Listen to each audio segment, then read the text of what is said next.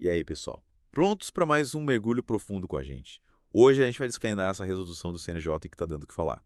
É sobre os registros de óbito das vítimas da ditadura militar. É isso aí, um tema super importante, né? Principalmente para quem está se preparando para a magistratura. Pois é. E essa resolução tem tudo a ver com justiça de transição. Aliás, falando em magistratura. Essa resolução tem tudo a ver com o módulo de formação humanística do curso do professor Juliano, né? Verdade. Uma baita referência à preparação para a carreira jurídica. Então se liga aí. O que mais me deixou de queixo caído foi a causa da morte que vai constar nesses certificados. Não é morte por causas naturais, nem nada disso. A resolução vai direto ao ponto. Sem rodeios. Mas antes de mergulharmos de cabeça nesse assunto. É importante a gente entender o papel do CNJ, né? Isso. É tipo o guardião do sistema judicial. Ah, Garante que a justiça seja aplicada como um mando figurino. e nesse caso, o CNJ está usando todo o seu poder para fazer valer a justiça, determinando que todos os cartórios imitam ou corrijam os registros de óbito. Com base nas informações da Comissão Nacional da Verdade e da CNDP, a Comissão Especial sobre Mortos e Desaparecidos Políticos. É como se o CNJ estivesse dizendo: chega de deixar essa história em branco, é hora de encarar o passado de frente. Fazer justiça a quem foi silenciado. Exato. E a parte mais impactante é a causa da morte que vai ser registrada. A resolução manda escrever. Não natural, violenta, causada pelo Estado brasileiro no contexto da perseguição sistemática à população identificada como dissidente política do regime ditatorial instaurado em 1964. De arrepiar, né? Total.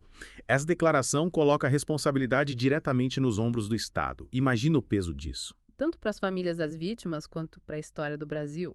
É um marco histórico. Sem dúvida. É o Estado reconhecendo oficialmente a violência que praticou durante a ditadura. E essa resolução não fica só nas palavras. É verdade. Ela detalha como tudo deve ser feito. Qual cartório cuida de cada caso? Como usar as certidões digitais? E até a isenção das taxas para as famílias. É como se eles tivessem pensado em cada detalhe para garantir que a justiça seja feita. Completa e acessível a todos. E a CNBP tem um papel fundamental nesse processo, né? Sim, eles fornecem as informações, entregam as certidões para as famílias. E decidem o que fazer com as certidões se as famílias não forem localizadas. É um trabalho delicado e essencial para garantir que a memória dessas vítimas seja preservada. E para quem pensa que pode ignorar essa resolução. O CNJ deixou claro.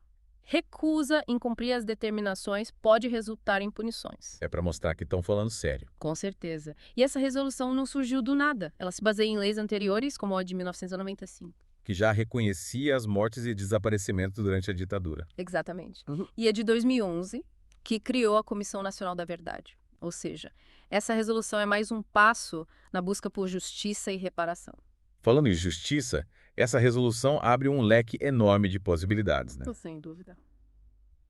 As famílias das vítimas agora têm um documento oficial que reconhece a causa da morte. E podem usar isso para buscar indenizações, por exemplo. É verdade, e o impacto disso vai muito além do âmbito jurídico. É um passo gigante para a cura de feridas que ainda estão abertas. Sem dúvida. E você que está acompanhando a gente nesse mergulho profundo, já parou para pensar no significado disso tudo? Imagina o alívio e a validação que as famílias dessas vítimas podem sentir. Ao receberem esses certificados com a verdade finalmente reconhecida. É como se o Brasil estivesse finalmente olhando para o seu passado, reconhecendo os seus erros. Eles buscando reparação. É realmente emocionante. Essa resolução pode ser vista como um passo importante na consolidação da democracia. Com certeza. Mas, e aí? Será que essa resolução pode gerar polêmica? Afinal, você está falando de um tema delicado. É bem provável que sim. Ainda existem grupos que negam a violência de Estado durante a ditadura, né? Pois é.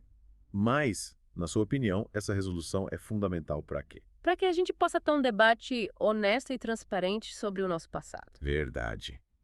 A gente precisa encarar os fatos de frente, por mais dolorosos que sejam. Só assim a gente consegue construir um futuro melhor. Concordo. E essa resolução é um passo importante nessa direção. A gente volta já para continuar desvendando os detalhes dessa resolução histórica do CNJ. Fica ligado. E aí, prontos para continuar a nossa imersão nessa resolução, a gente já viu o impacto dela, a coragem do CNJ em reconhecer a violência de Estado. Mas como isso vai funcionar na prática? Boa pergunta. A gente precisa entender como essa mudança nos registros de óbito vai acontecer de verdade, né? A gente está falando de milhares de casos, né, espalhados pelo Brasil inteiro. Exato. Mas a resolução detalha o passo a passo, tipo um guia para a justiça ser feita de forma organizada. Para começar, o CNJ vai enviar a resolução e o relatório da Comissão Nacional da Verdade para o ONSPE. É o órgão responsável por gerenciar os cartórios do país. Ah, entendi. Então o NCPN vai ser tipo um maestro dessa orquestra, garantindo que todos os músicos, ou melhor, os cartórios, toquem a mesma partitura. Isso aí. E a partitura é bem clara. Os cartórios têm 30 dias para emitir ou corrigir as certidões de óbito, seguindo as diretrizes da resolução. Mas e aí, como eles vão saber quais certidões precisam ser corrigidas? Vão ter que revirar arquivos empoeirados? Tipo, procurar agulha em palheiro. Que nada. A resolução define que os cartórios dos locais onde as vítimas faleceram, de acordo com o relatório da Comissão Nacional da Verdade, são os responsáveis pelas retificações. Ah, tá. Então é tudo baseado em informações que já existem, cruzando dados e documentos. Isso mesmo. E se o local da morte for incerto? Tipo um mistério não solucionado. Aí entra a inteligência da resolução. Nesses casos, a responsabilidade fica com o cartório do domicílio da pessoa que solicita a retificação com base na Lei 9.140 de 1995. É como montar um quebra-cabeça, né? Buscando as peças que faltam para completar a história. Exatamente. E se faltar alguma peça crucial? Tipo, a informação sobre o domicílio. A resolução pensou nisso também. Nesse caso, o cartório responsável pela certidão de nascimento da vítima assume a bronca. É para garantir que ninguém fique de fora. Que todas as vítimas sejam reconhecidas. Uau, que sistema bem pensado. E depois que o cartório faz a retificação, o que acontece? A certidão vai direto para a família. Calma, ainda tem mais etapas. O cartório envia a certidão de óbito retificada em formato digital para o ONCPN, que por sua vez encaminha para a CMDP. Certo. E aí a CMDP entra em cena de novo, né? Qual o papel deles nesse momento? Eles têm a missão mais emocionante, em entregar a certidão para os familiares da vítima, e a resolução incentiva que essa entrega seja feita em uma cerimônia solene.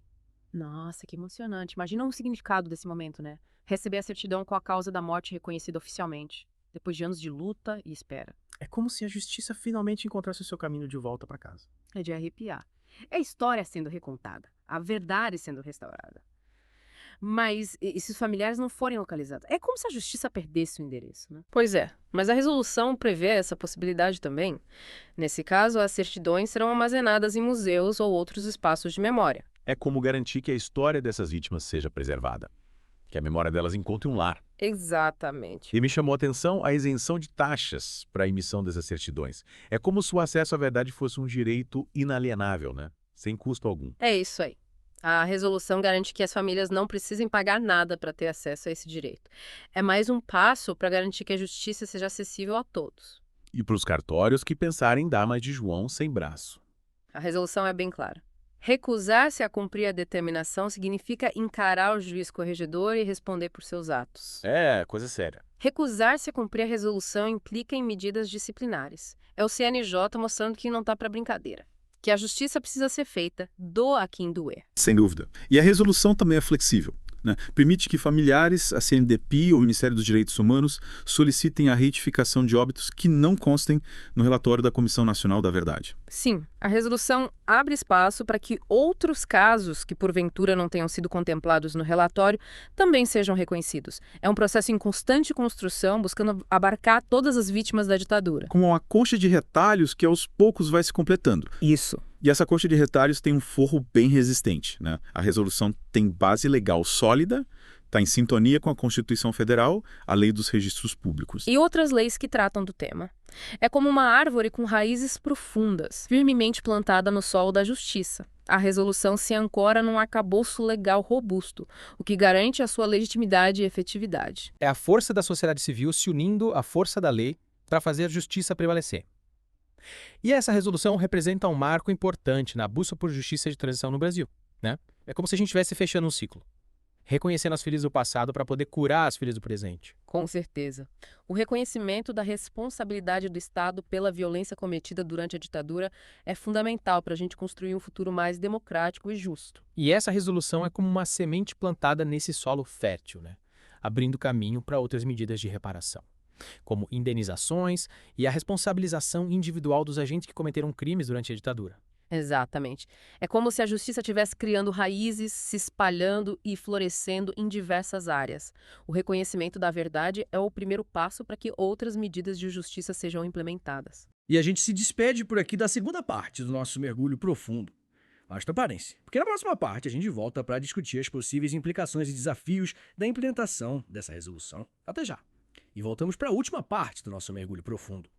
Já desvendamos os detalhes da resolução, celebramos a coragem do CNJ, nos emocionamos com as histórias. Mas agora é hora de pensar o que vem pela frente. Quais os desafios e as implicações dessa resolução a longo prazo? A gente sabe que o caminho da justiça nem sempre é fácil. A resolução é um passo enorme, mas a implementação dela com certeza vai ter alguns obstáculos. Afinal, estamos mexendo em feridas abertas, né, na história do Brasil. Verdade. E na sua visão, quais seriam os principais desafios? O que pode atrapalhar essa busca por justiça e reparação? A gente precisa lembrar que ainda existem grupos que negam a violência de Estado durante a ditadura, minimizam as atrocidades, tentam apagar o passado. É como se o passado resistisse a ser desenterrado. E essa resistência pode se manifestar de várias formas, né? Questionamentos na justiça, dificuldade em localizar familiares, obter informações sobre as vítimas. Entendo. Mas como o CNJ pode lidar com essa resistência? Como garantir que a justiça prevaleça? Acho que a chave é a comunicação transparente e diálogo.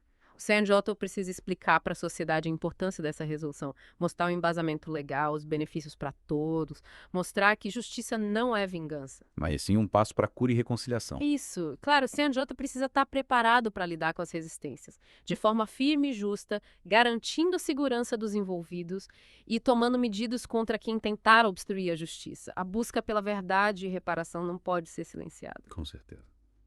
E olhando para o futuro, quais as implicações a longo prazo que você enxerga? Essa resolução pode realmente contribuir para a reconciliação nacional. Eu acho que essa resolução tem um potencial enorme para um debate mais amplo sobre a ditadura no Brasil. É como se a gente estivesse abrindo uma caixa preta, trazendo à tona segredos e histórias que ficaram escondidos por muito tempo. E a partir desse conhecimento, a gente pode construir um futuro mais justo, mais democrático. É como aprender com os erros do passado para não repeti-los no futuro. Exatamente. A reconciliação nacional é um processo complexo, delicado. Mas o reconhecimento da verdade é um passo fundamental.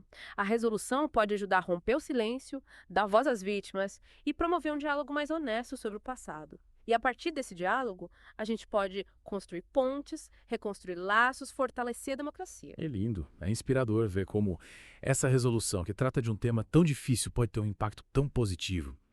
Para a gente finalizar nosso mergulho, qual mensagem você deixa para os nossos ouvintes? O que eles podem levar dessa jornada? A principal mensagem é que a justiça, por mais que demore, é possível. A gente viu isso com essa resolução, que é fruto de anos de luta.